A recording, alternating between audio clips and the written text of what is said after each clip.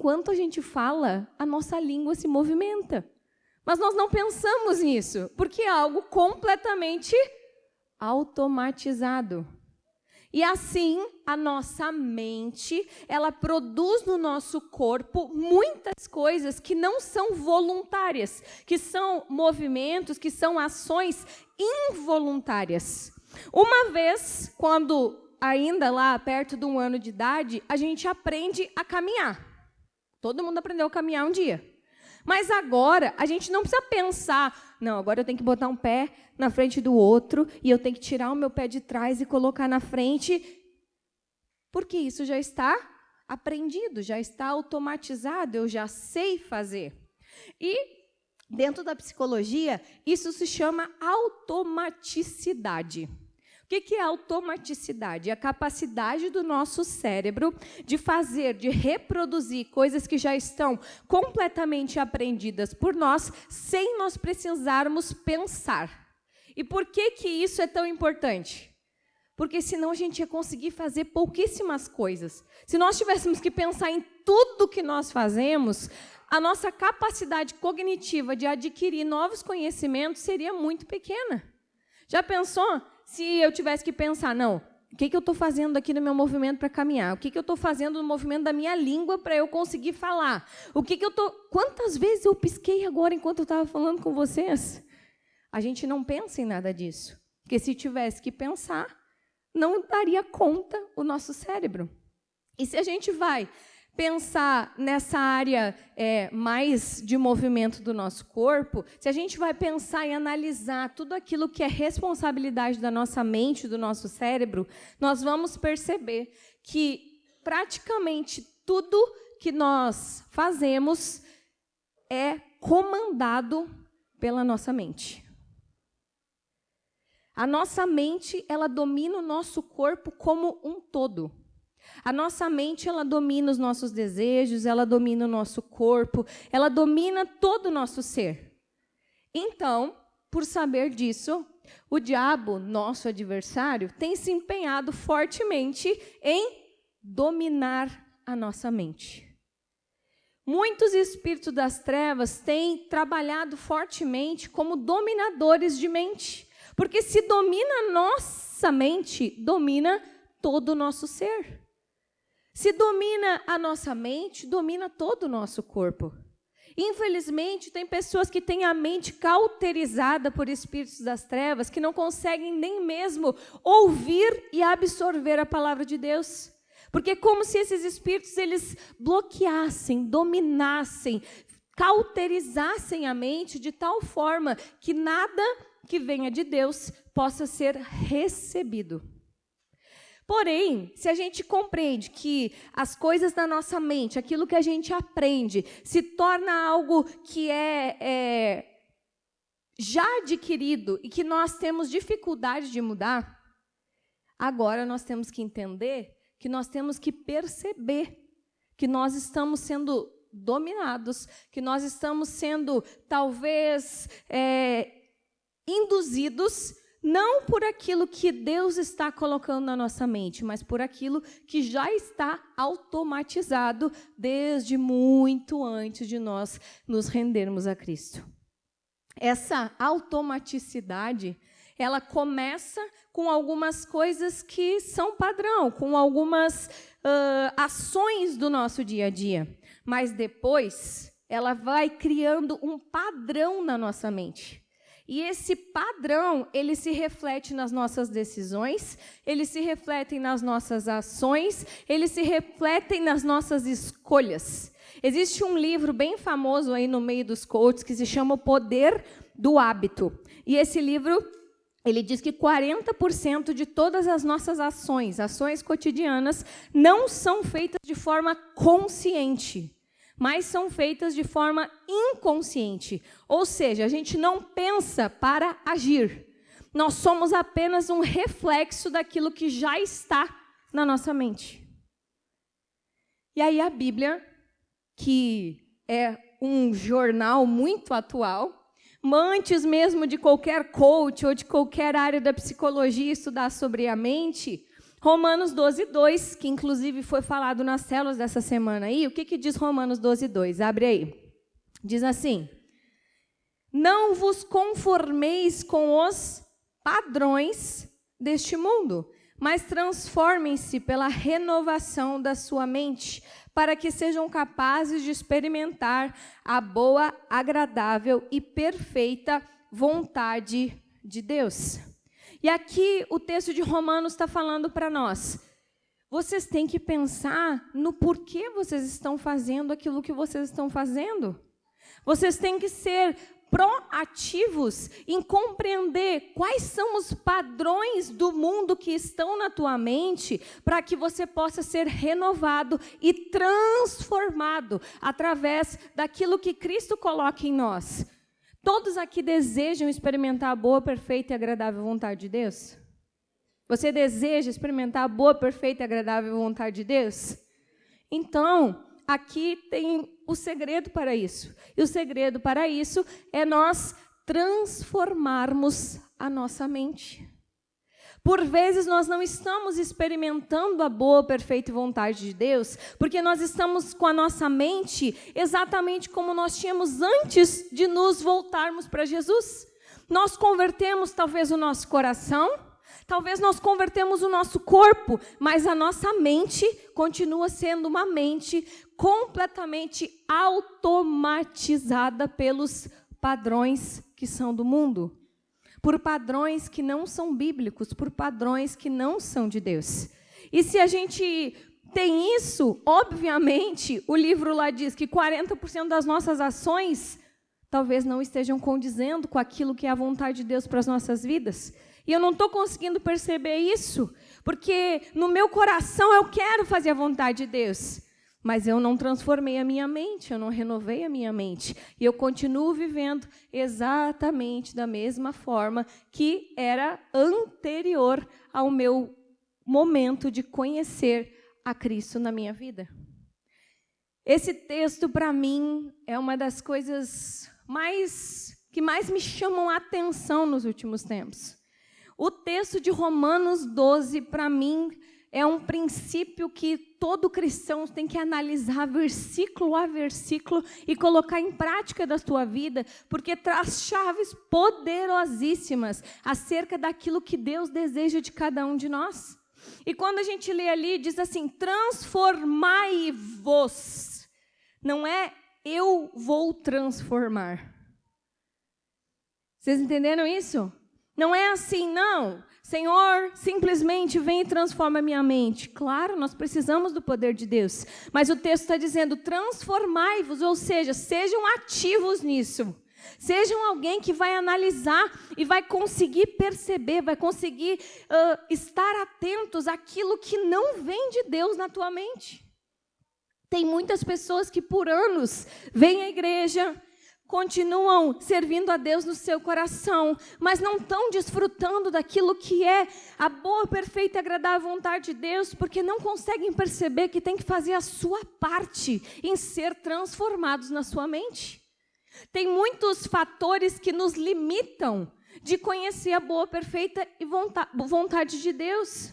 Esses fatores, que a psicologia chama de fatores limitadores, eles vão nos limitar, vão fazer que a gente pense conforme aquilo que a nossa vida nos disse, conforme aquilo que os nossos pais nos disseram, conforme aqueles traumas que aconteceram no nosso passado, conforme aquelas palavras doloridas que nos disseram lá na nossa infância, e que isso limitou agora a nossa mente. E a gente passa a crer nessas coisas que foram nos ditas, e não conseguimos perceber que a nossa mente não está com clareza daquilo que é a vontade de Deus para as nossas vidas. A mente de Cristo é uma mente que sabe exatamente aquilo que Deus nos criou para ser e aquela identidade que Ele nos deu.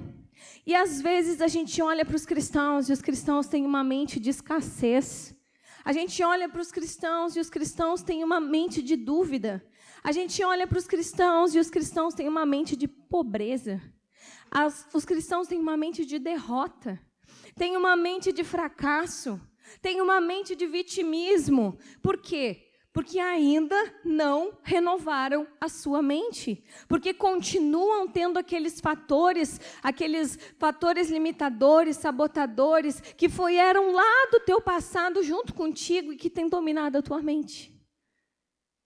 E a pergunta que eu tenho hoje para fazer é: quem tem dominado a tua mente? Será que nós estamos atentos o porquê nós fazemos todas as coisas que nós fazemos? Eu sei que a maioria de vocês não pensa em escovar os dentes pela manhã. Vocês pensam? A gente acorda de manhã e já pensa assim: vamos lá, pega a escova. Não dá para chegar um belo dia e dizer assim: hoje me revoltei. Eu não quero mais escovar o dente, eu não quero mais tomar banho, eu não quero mais botar o calçado para trabalhar, eu vou ir de pijama para o trabalho. Dá para fazer isso? Dá. Se tu quiser ser demitido, possivelmente isso vai ser uma consequência. Mas por que nós fazemos todos os dias a mesma coisa da mesma forma? Por que nós temos que escovar os dentes para sair de casa? Por que nós temos que nos vestir para ir trabalhar?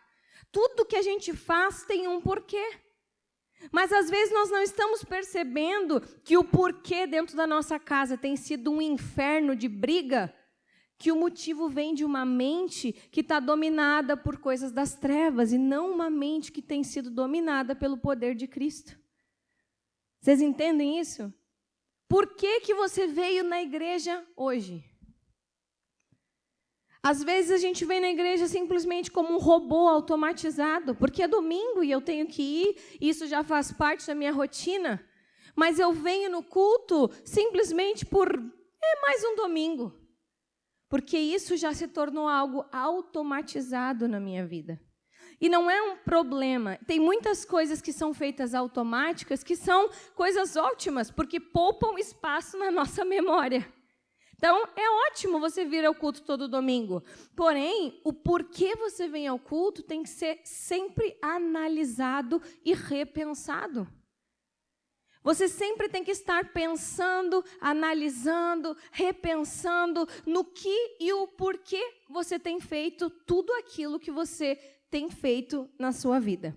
Se a gente for olhar para a área da psicologia, muitos vão chamar isso de mindset. Já ouviram falar sobre isso? Mindset tem sido uma palavra super falada no meio do empreendedorismo, no meio dos coaches, mas é uma área estudada pela psicologia, que é os padrões e comportamentos mentais de uma pessoa. É como se todos nós tivéssemos uma configuração mental, que vem de tudo aquilo que nós adquirimos ao longo da nossa história, de padrões adquiridos, de conhecimento adquirido, de aprendizagens adquiridas, e isso gera um padrão na nossa mente.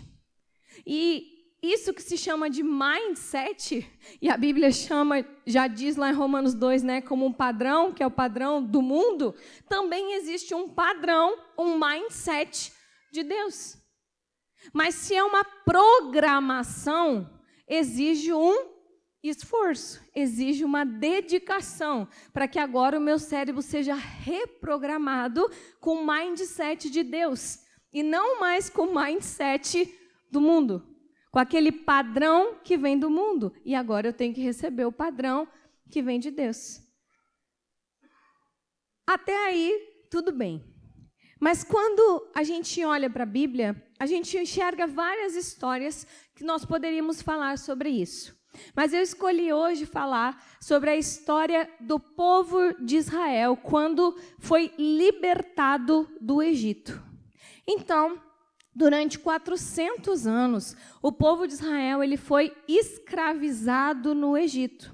Até que Deus levantou um homem chamado... Sabe quem é o nome do cara?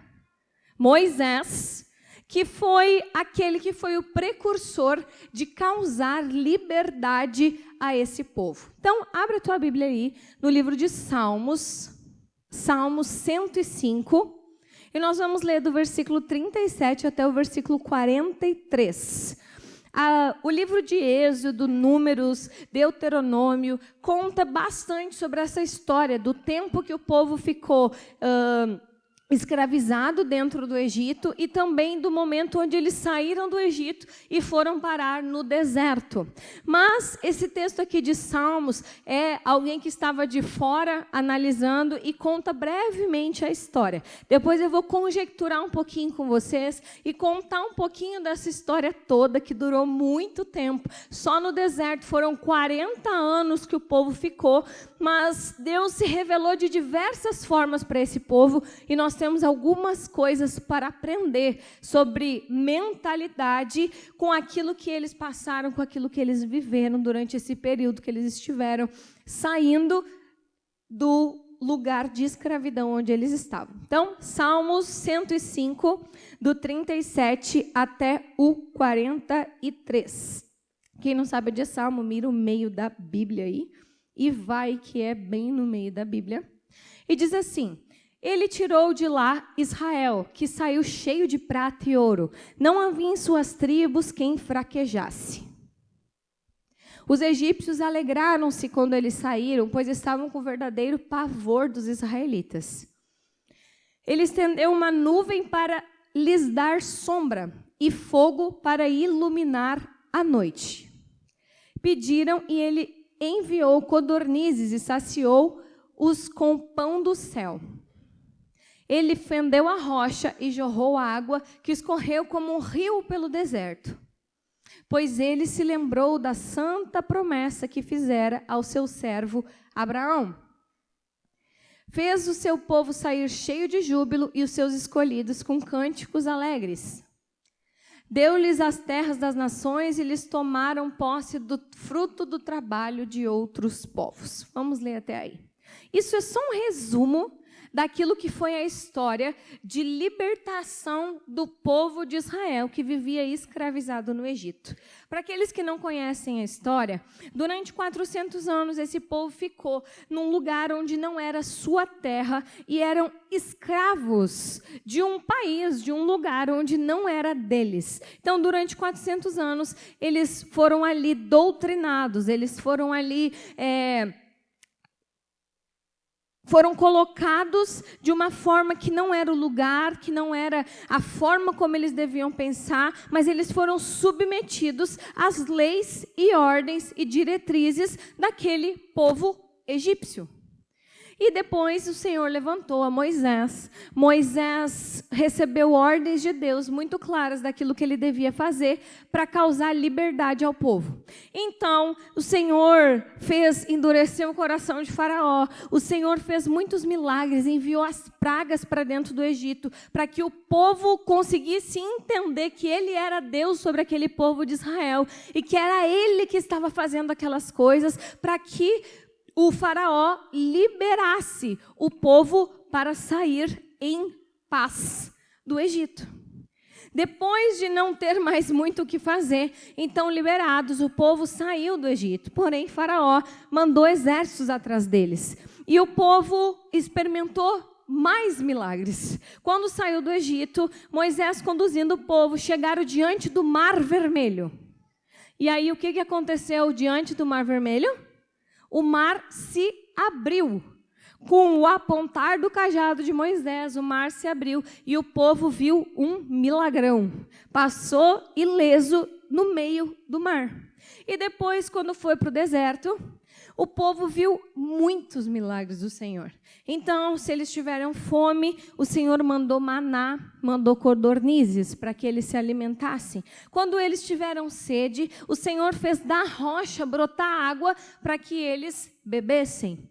Como o deserto era calor de dia, frio de noite, e para que eles pudessem estar constantemente se movimentando durante o dia, o Senhor colocava uma nuvem sobre eles para os proteger do sol, e à noite uma coluna de fogo para aquecer e para gerar luz para que eles pudessem continuar caminhando.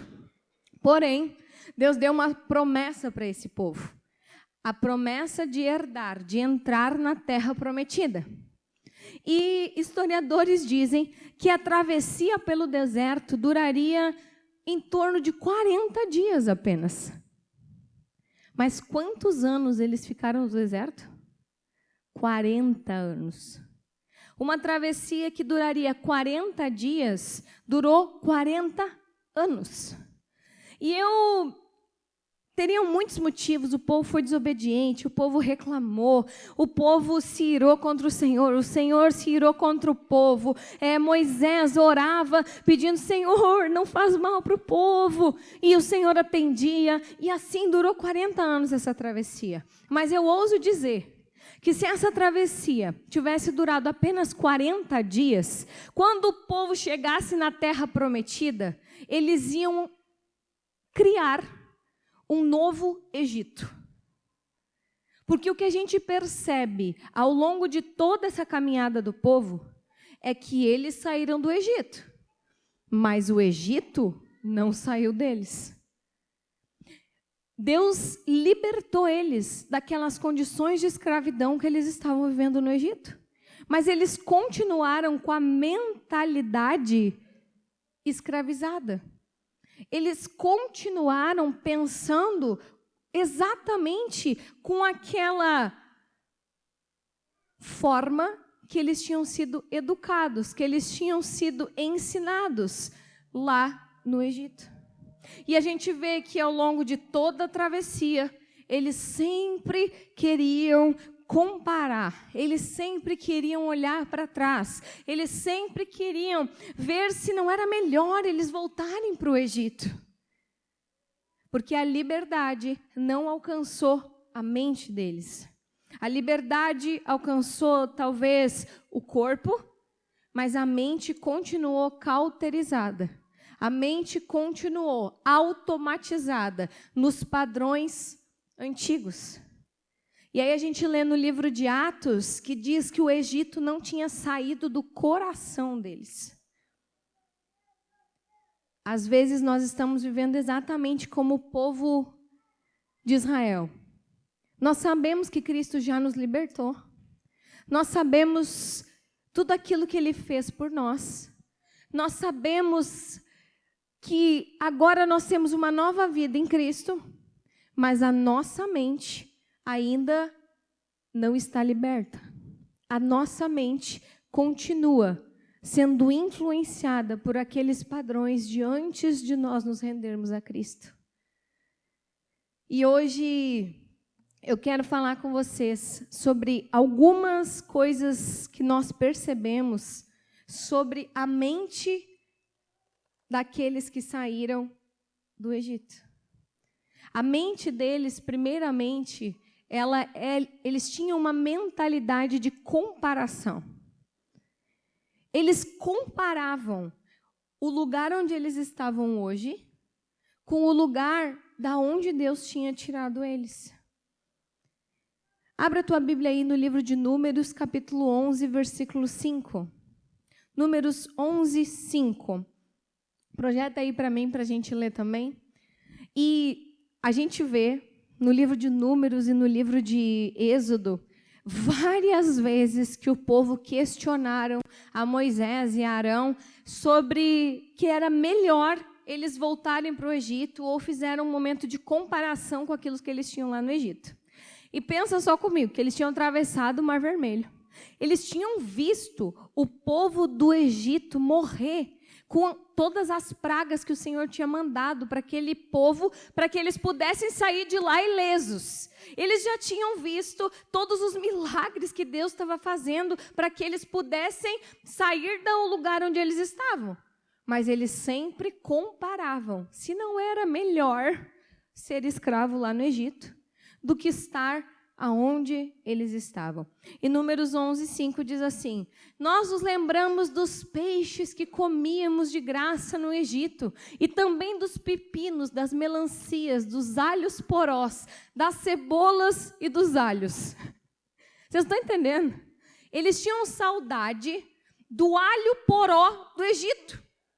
Deus fazia todos os dias cair maná do céu. Deus fazia todos os dias eles terem carne para comer, para se alimentarem, e eles estavam com saudade das cebolas, dos alhos porós, dos peixes que eles comiam, mas eles não se lembravam que quando eles comiam esses peixes e essas cebolas e esse alho, eles eram escravos. mas a mente não tinha sido transformada. E eles olhavam para trás, não entendendo que agora eu já não estou mais lá, mas sim com saudade daquilo que eu deixei para trás. E hoje, no meio dos cristãos, tem muitos cristãos que ainda pensam em retroceder, em olhar para trás. Olha, mas tá bom, Jesus ele me salvou, eu entendi tudo aquilo que ele fez por mim, a obra da cruz. Eu entendo que eu preciso estar obedecendo a palavra de Deus. Mas quando eu era do mundo, minha cervejinha, era tão bom, a tonturinha. Entendeu? Tá com saudade dos alho poró. Tá olhando para trás e dizendo assim, o que Deus está me dando aqui, tá bom, mas assim, lá atrás também tinha tanta coisa boa. Eu vivi uma vida escravizada pelo pecado. Eu vivi uma vida que eu não conseguia ser feliz, mas pelo menos eu podia fazer isso ou podia fazer aquilo. Entendeu? A mente continua sendo uma mente que está olhando para trás. É a mente da comparação. O lugar de onde Deus nos tira é para que nós venhamos olhar para frente, olhar para cima, que é para lá que nós temos que caminhar. Todo retrocesso, isso não provém de Deus. Se nós temos saudade daquilo que nós vivemos quando nós estávamos longe do Senhor, isso é algo que está errado na nossa mente. Eu preciso dizer, Senhor, eu não aceito isso na minha mente, transforma minha mente. Eu quero viver o teu hoje, eu quero viver aquilo que tu tem para mim neste tempo, nesse momento. Você não pode viver uma vida de saudade, você tem que viver uma vida de transformação. Eu acho bem engraçado quando as pessoas encaram como elogio algumas coisas como assim, faz 10 anos que a pessoa não te vê. Aí a pessoa chega para ti e diz, olha fulano, continua sempre igual. Eu disse, muito obrigada. Gente, continuar sempre igual, a menos que seja da tua beleza, aparência e falta de rugas, não é uma coisa boa. Aquela pessoa que passa 10 anos e não evolui, não cresce, não vive nada novo, continua na sua mesmice, é porque tem uma mente medíocre que se acostumou a viver isso aqui. Nunca cresce, nunca evolui. Isso se chama zona de conforto. Você não está sendo transformado, renovado pela palavra de Deus. E dificilmente, se você não está sendo transformado, se não há crescimento, como que você vai viver a boa, perfeita e agradável vontade do Senhor? Para viver a boa, perfeita vontade do Senhor, nós precisamos sermos transformados e renovados. E essa renovação, essa transformação, não é somente no ato da nossa conversão, mas é uma constante na nossa vida. Tem que ser uma constância a transformação. Eu fico muito feliz quando pessoas que não me veem há algum tempo olham para mim e dizem assim, como tu mudou? Muito obrigada. É Cristo que está me amassando para mudar, entendeu? Mas é algo que testemunha da transformação de Deus na minha vida. É algo que testemunha que eu não estou estagnada, com a minha mente cauterizada com aqueles padrões antigos, mas que eu estou sempre disposta, com o meu coração e a minha mente disponíveis, para que o Senhor me leve a novos patamares. Nós temos que lançar fora a nossa mente de comparação. A nossa vida com Deus é muito melhor do que qualquer dia da nossa vida sem Ele. Se nós temos saudade daquilo que nós vivemos longe de Cristo, converte a tua mente. Ora por ela e não aceite isso na tua vida. O segundo padrão de mentalidade que nós vemos nesse povo é a mentalidade de consumo. E diversas vezes, quando eles precisavam de qualquer coisa, eles chegavam para Moisés e diziam, nós precisamos disso. E aí Moisés orava e o Senhor mandava para eles. E Êxodo 17, 2 e 3. Vamos ler aí, Êxodo 17, versículos 2 e 3. É um momento que o povo está precisando de algo. Então, eles sempre se moviam, eles estavam em constante movimento, né? Eles literalmente ficavam dando volta no deserto. Então, eles caminhavam, e parecia que estavam sempre no mesmo lugar. E aí, chegaram a um lugar que não tinha uma fonte potável de água. E aí, eles chamaram Moisés e o que eles fizeram? Se queixaram e exigiram que Moisés desse seus corre. Que Moisés desse o jeito naquilo que era a necessidade deles. E aí, eles disseram assim... Por essa razão, queixaram-se a Moisés e exigiram, dê-nos água para beber. E ele respondeu, por que se queixam a mim? Porque não põem o Senhor à prova? E aí no versículo 3, mas o povo estava sedento e reclamou a Moisés, por que você nos tirou de Egito? Foi para nos matar de sede a nós, aos nossos filhos e aos nossos rebanhos.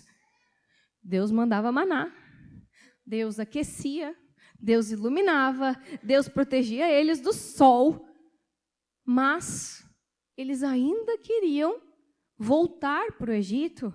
E eles agora acusaram Moisés de ser Moisés que tirou eles do Egito e não por vontade própria.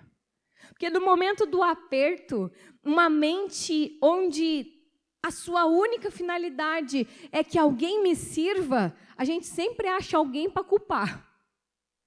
Então, se alguém não me dá de beber, o problema não é eu que escolhi estar naquela situação. É agora um terceiro que eu acuso. E na mentalidade de consumo, a gente percebe que o povo, ele não queria fazer a sua parte. Ele sempre estava esperando o que Deus, o que Moisés, o que Arão ia dar para eles.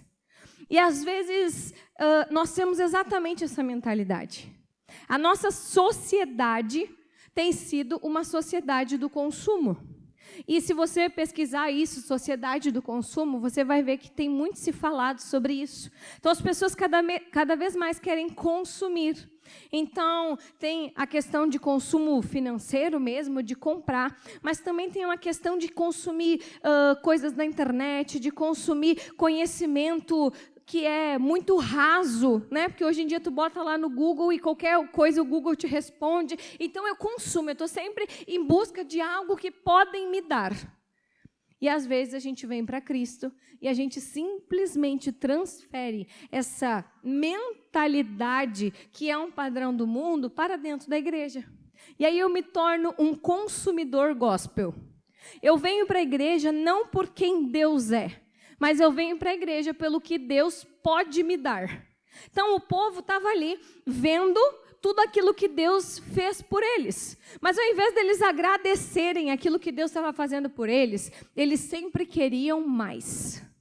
Mais. Eu quero mais. Eu quero mais. Ao invés deles perceberem que tinha um propósito de Deus para que eles passassem por todo aquele processo ao qual eles estavam no deserto, eles estavam mais preocupados em exigir de Deus aquilo que era a necessidade deles.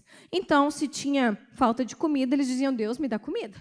Se tinha falta de água, me dá água. E assim a gente transfere essa mentalidade para dentro da igreja. E eu escolho a igreja ao qual eu vou estar, não pelo aquilo que eu posso fazer pela igreja, mas aquilo que a igreja pode fazer por mim. A mesma coisa que eu penso sobre Deus e aquilo que Ele pode me dar, eu também penso sobre a minha igreja local. O que a igreja pode me dar? E eu não entendo que nós somos a igreja. Eu não consigo entender, quando eu tenho essa mentalidade de consumo, quando eu tenho esse padrão do mundo ainda enraizado na minha mente, que tudo aquilo que Deus faz por mim é para que eu venha fazer por outras pessoas. Mas numa mentalidade completamente consumista do evangelho, eu só quero saber o que as pessoas podem me dar. O que a igreja pode me dar? Como que a igreja pode me servir? E aí a gente olha para Jesus e Jesus fala tanto sobre servir. Fala tanto sobre aquele que serve, este que é colocado em primeiro lugar. Jesus diz, eu vim ao mundo para servir. Mas na nossa mentalidade, que está completamente contaminada e automatizada por um padrão de mundo, eu não quero servir a minha igreja local. Eu quero que a igreja me sirva. Se não tem um lugar para mim estacionar, eu não venho mais nessa igreja, porque olha só, se não tem uma cadeira boa para eu sentar, eu não venho mais nessa igreja, eu vou procurar outra. E assim tem sido em muitos lugares e muitos cristãos, porque não têm entendido que a mente de Deus não é uma mente de consumo. A mente que Deus coloca em nós é uma mente de servos. Deus nos chama a servir. Nós temos que buscar a Deus não pelo que Ele pode nos dar, mas por aquilo que Ele é. E muita gente tem chegado até Deus e dito, Deus, eu preciso de um emprego. E com a minha mente do consumo, quando Deus me dá um emprego, o que eu faço? Eu não preciso mais de Deus. E aí eu viro as minhas costas e sigo a minha vida exatamente como antes. A nossa mente tem que ser a mente daquilo que Deus é para nós. Aquilo que Ele já fez por nós. E não aquilo que Ele ainda pode fazer por nós. Não que Deus não faça. E Ele faz. E Ele é poderoso para fazer muito mais do que até mesmo nós pedimos ou pensamos. Mas o problema é quando a nossa mente está contaminada. Quando a nossa mente está diretamente ligada a um padrão que não vem de Deus. E aí, nós olhamos também mais para o final da história, quando o povo já está chegando perto da terra prometida, um momento onde Deus orienta Moisés, que ele envie alguns espias para olhar a terra onde o Senhor prometeu. E Moisés, ele obedece exatamente as instruções do Senhor. Ele escolhe um líder de cada tribo e manda esses líderes irem e espiarem a terra e trazerem um feedback até ele para verem quais as estratégias que eles vão fazer para agora entrarem e para dominarem a terra que o Senhor já tinha prometido. E os espias foram até lá, chegaram, ficaram um tempo, analisaram tudo aquilo que Moisés tinha dito para eles analisarem, e aí eles voltaram. E olha só o que esses espias falaram para Moisés. Números 13, 31 ao 33. Aqui a gente vai ler agora um pouquinho do feedback quando esses espias voltaram. Desde o começo, quando Deus prometeu que ia tirar o povo do Egito, Ele já prometeu que ia levar eles para uma terra que seria deles, para a terra prometida. Eles conviviam diariamente com os milagres de Deus, com a provisão de Deus. Eles passaram por batalhas que o Senhor fez com que eles ganhassem ao longo desse período que eles estavam no deserto. Mas agora, quando eles chegaram bem pertinho daquilo que era a consequência de todo o plano que Deus tinha traçado e feito eles chegarem até ali, aí os espias chegaram e trouxeram este feedback que a gente vai ler agora para Moisés. Mas os homens que tinham ido com ele disseram: não podemos atacar aquele povo, é mais forte do que nós. E espalharam entre os israelitas um relatório negativo acerca daquela terra. Disseram: a terra para a qual fomos em missão de reconhecimento devora os que nela vivem. Todos os que vimos são de grande estatura. Vimos também os gigantes, os descendentes de Enaque, diante de quem parecíamos gafanhotos, a nós e a eles. Eles trouxeram um relatório completamente negativo. E aqui a gente consegue perceber que aquele povo tinha a mente duvidosa. Aquele povo tinha a mentalidade de dúvida, a mentalidade de incredulidade. Mesmo eles vendo tudo que Deus fez, tudo aquilo que Deus era capaz de fazer, diante dos olhos deles, a mente deles continuava incrédula. A mente deles continuava uma mente duvidosa. Por mais que eles vissem, eles não criam naquilo que Deus podia fazer. Em todos os momentos, Deus estava com eles e supriu as necessidades. Todas as vezes que eles oraram, que eles clamaram, que eles brigaram, que eles pediram, Deus atendeu. Mas agora, diante de algo que Deus já tinha prometido para eles, o que eles fizeram? Duvidaram daquilo que Deus podia fazer. E às vezes nós ainda temos uma mentalidade duvidosa. Nós ainda temos uma mentalidade de incredulidade como um padrão da nossa mente. Você talvez já tenha visto tantas coisas que Deus fez na tua vida e também na vida de pessoas próximas a você. Talvez você já tenha sido um agente de milagre na vida de outras pessoas, mas diante de uma situação nova, diante de algo que talvez você ainda não tenha visto Deus fazer, a sua primeira atitude é duvidar. Isso é porque a nossa mente, ela continua tendo uma mentalidade de incredulidade. Porque a fé é a certeza de que as coisas vão acontecer. Quando nós temos uma mente que tem fé, uma mente que não tem incredulidade, nós não temos dúvida diante de qualquer circunstância que o nosso Deus pode fazer.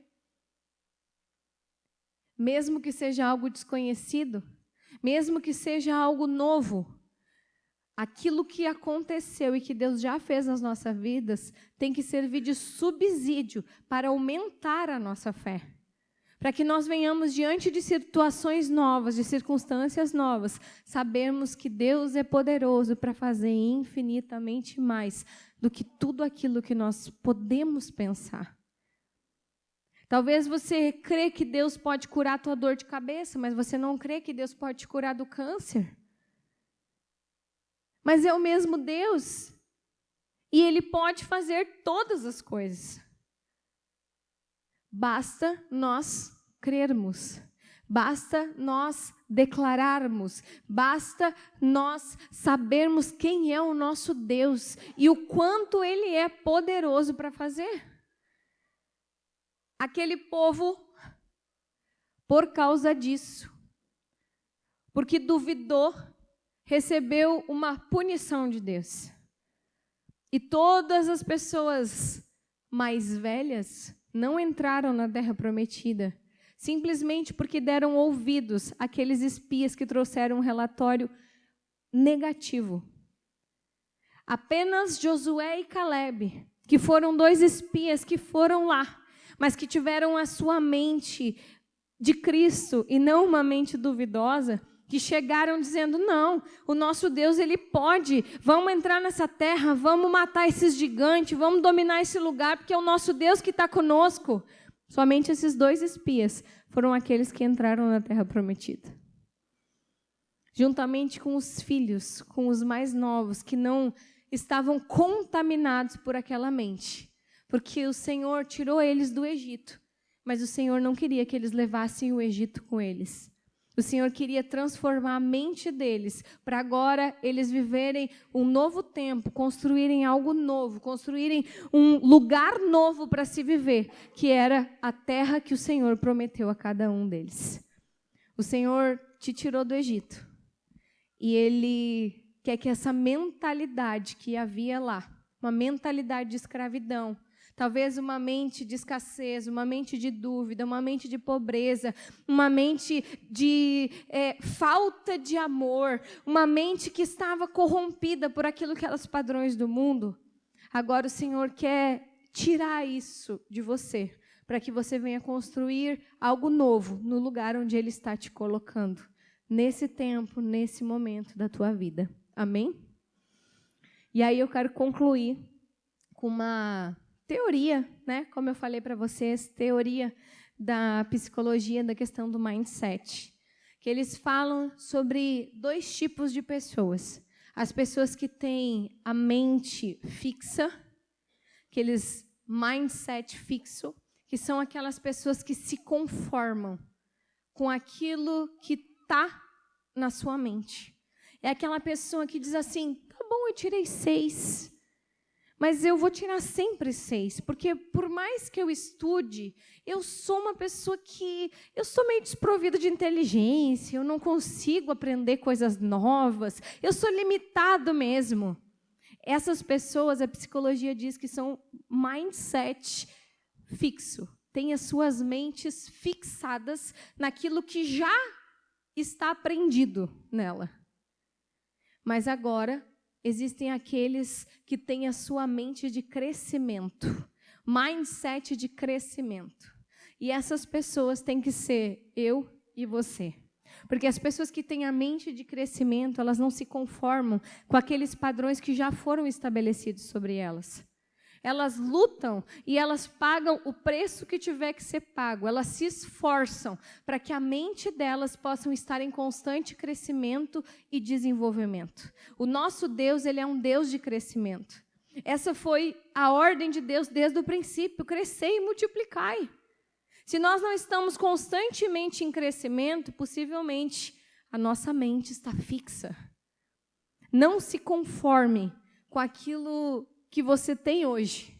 Olhe para frente, porque o nosso Deus sempre tem mais. O nosso Deus sempre tem coisas novas para as nossas vidas. Mas todo crescimento exige um esforço. Até mesmo o crescimento do nosso corpo, ele dói. Então, se prepare para aquilo que o Senhor vai fazer na tua vida, mas se esforce para que você possa viver a boa, perfeita e agradável vontade do Senhor. Não aceite ser alguém mediano. Não diga jamais que você não é um conquistador, que você tem dificuldade de aprender. Não aceite isso. Não se limite. Mas coloca isso diante do Senhor e permita que Ele transforme a tua mente. Permita que Ele te leve para os lugares onde Ele tem para você. E não para aqueles lugares que talvez o diabo tenha dito que é o seu lugar. Satanás tem dito para tantas pessoas, não, mas já está bom como tu tá. Fica aí, tá bom isso daí. Tirar 6 já passa de ano, continua exatamente assim. Mas aqueles espias que trouxeram um feedback negativo da Terra Prometida, eles comprometeram todos. Todo o povo pereceu e não entrou na Terra Prometida, porque eles deram ouvido àquilo que não provinha de Deus. Não permita que aquilo que não provém de Deus seja aquilo que vai dominar a tua mente e que vai dominar toda a tua vida.